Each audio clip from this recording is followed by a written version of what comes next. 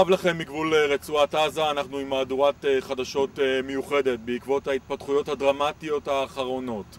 כוננות נרחבת הערב בקיבוץ ניר עם בעקבות ההחלטה להזיז את חתונתם של נוגה ומושיקו בעקבות ההתפתחויות הביטחוניות החמורות כאן בגבול רצועת עזה. אנחנו נמצאים כאן עם כוחות גבעתי והשריון שערוכים להזיז את החתונה של נוגה ומושיקו מקיבוץ ניר עם הרחק צפונה, הרחק מטווח הפצמ"רים והרקטות שמהם לכולם כאן נמאס לגמרי. עד כאן המהדורה המיוחדת שלנו, ועכשיו לתגובות המיוחדות של החמאס.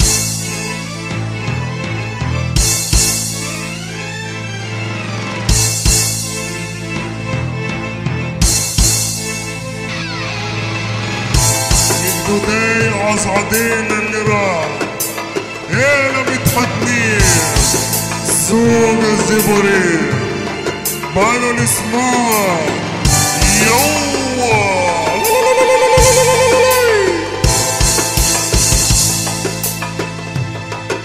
לפני קרוב ל5 שנים, אי שם בבסיס ניצנים, נסענו נהג חתיך ופגש, ונהלים אשר קדשנו, מה בלחי ובפין מהר, והתאהבה בקומה בסנדר, וכך התפתח סיפור אוהבים, בין התשמשים לחזרים, לרקוד, תעשה שיבורים, תתן כל הישבנים, חסל את כל הספקנים, תעזה את רחבת הריקודים, קוץ, תעשה נינויים, תתן נשיקות לאורחים, תשכח את כל הבולבולים, תינוקי ונוני היום מתחתנים.